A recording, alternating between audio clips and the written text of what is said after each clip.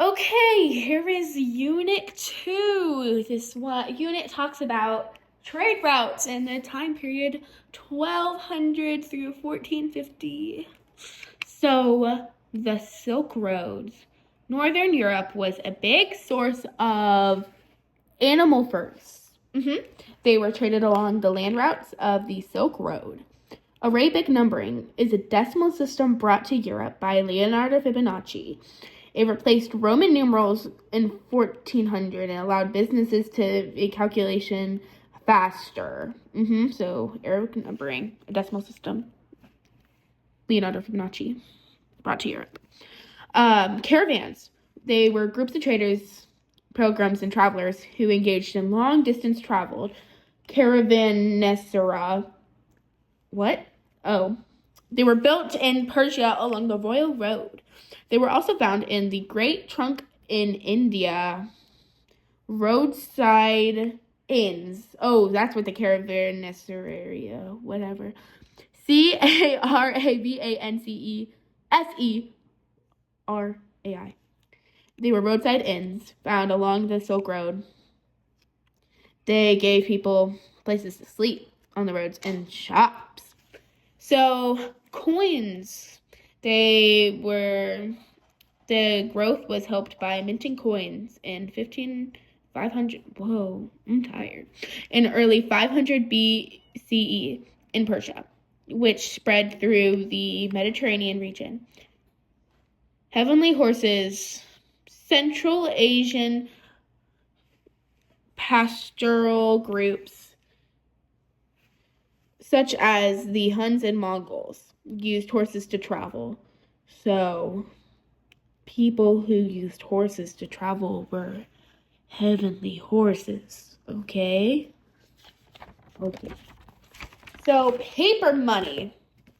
They made paper money. Chinese merchants made it for convenient transport because carrying on a bunch of coins would be really hard. Imagine, because if you're traveling on those really long routes on like the back of camels or in caravans, that would take a lot. Coins weigh a lot. So, right, if you have things light like money, it's easier to transport. But people were mad about the paper money because, like, how would you know what the worth is? Because, like, if you go from having, like, these big solid things that you've been using for years that actually feel like they have value. I mean, they're made out of silver and nickel and whatever. And then you go to having straight paper that just has words printed on it. It makes it feel less valued, even though it still weighs this. Well, no, not weighs the same, but it still, like, weighs the same economically. Okay. It was made, originally, some called it flying money because it was originally made of silk, and deposits and withdrawals could happen in different places. Pax Mongolica.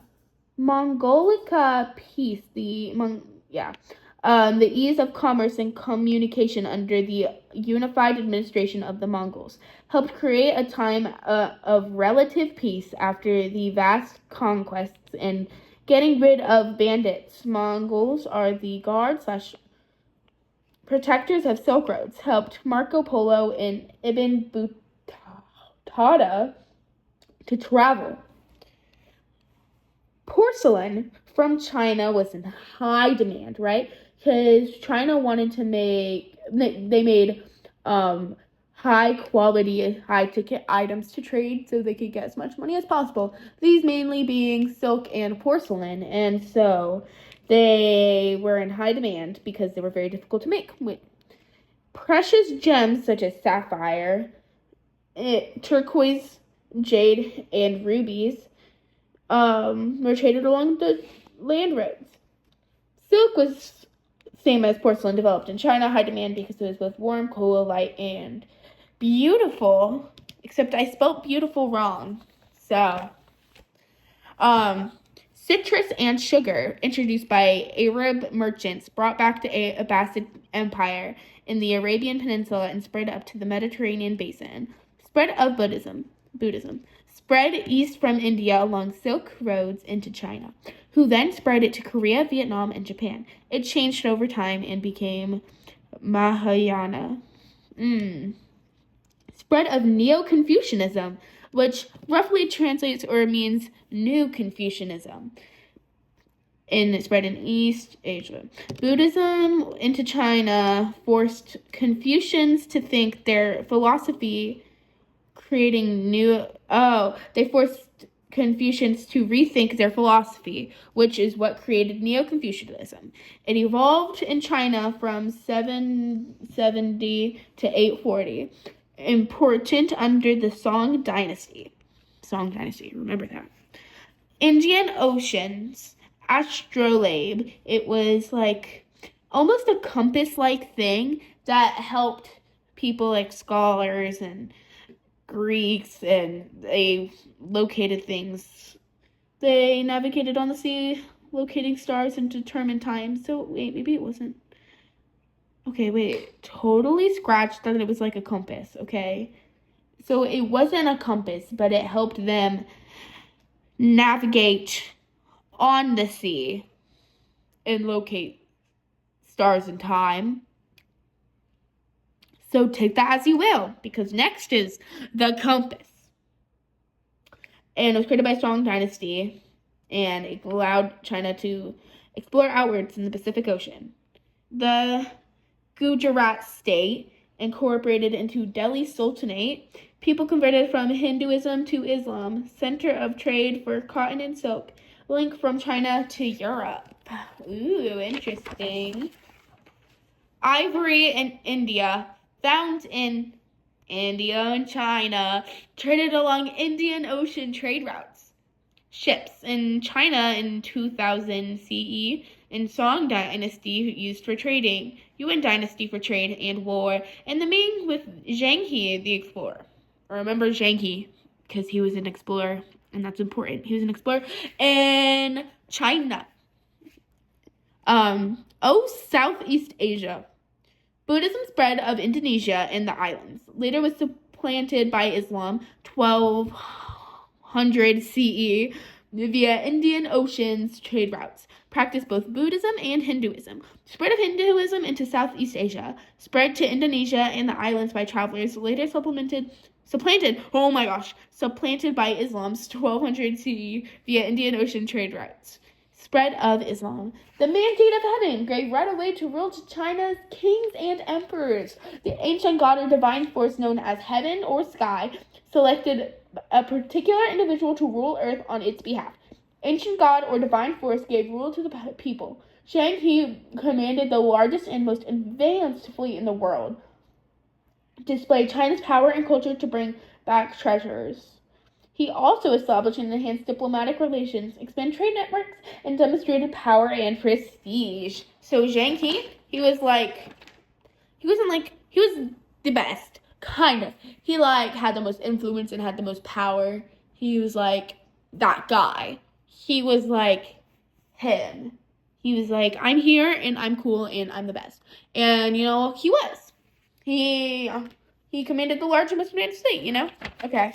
And now, the Mongols. Mongol Khanate. Separate groups, 4 different ones. Golden Horde, Great Khan, Ilkhanate, and Chagatai Khanate. The expansion of empires, including Mongols, facilitated Afro-Eurasian trade and communication. Mongols helped the success of the Silk Road. Contacts and conflicts encouraged significant technological and cultural transfers, including adoption of Uyghur, Uyghur script. Pax Mongolica, peace in Mongolia, helped technological transfers. Gunpowder and the compass reached Europe from Asia to Europe. Nomads, access to horses makes them dangerous. Followed seasons in grasslands, training children with horses at 3. Very young. Genghis Khan, Temujin from 1162 through 1227. He loses his father. Tribe leaders tell him that they will kick family out of tribe if no man takes charge. Brother doesn't want to, so he kills him and becomes family leader. changes his name and tries to white everyone. Oh, I wrote unite everyone. And I read white everyone. Oh, so he tries to unite everyone. Unites tribes. So, basically, Genghis Khan's father, dead. So he has to lead. That's basically it. Dangerous because... Oh, okay, so the Mongols and Genghis Khan or whatever, they were dangerous because they were very skilled with horses and bows, and they had crazy military tactics. So, military tactics equals power.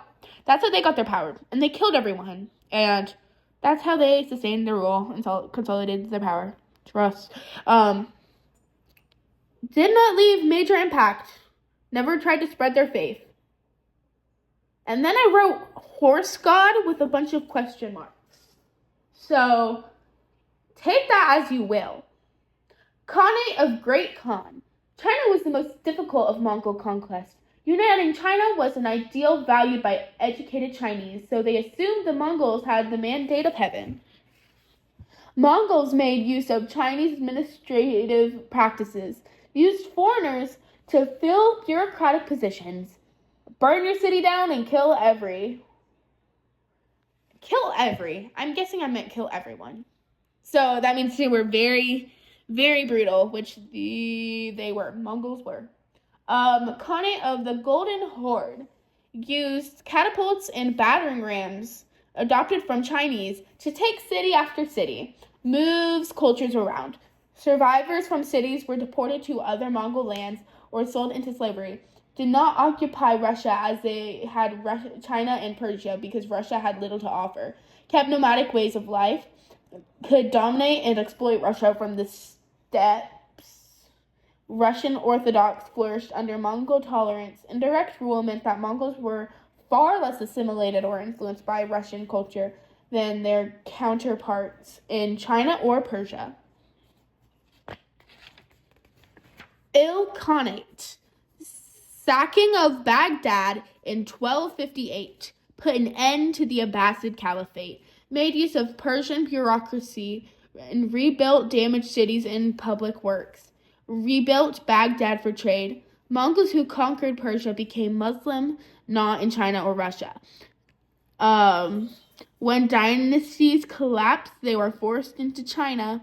They assimilated into Persia. And that is the end of Unit 2.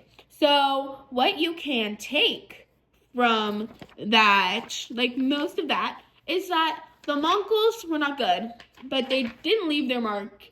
They just killed a ton of people. And the way that this happened in this time is like the more technologically advanced you were and the more skilled you were, the more power you had. So the Mongols had their power because they knew advanced fighting tactics and they could ride horses and they had bows and some places even had gunpowder. I think the Mongols had gunpowder. They should. If not, good for them for having all that power, but also don't kill all those people. And they also, I'm pretty sure it's the Mongols, but whenever they were fighting with the people, they had the catapults, and the bodies unknowingly had the bubonic plague on them. So when they were catapulted into the cities, it spread the bubonic plague. Okay, that's the end of Unit 2. Bye.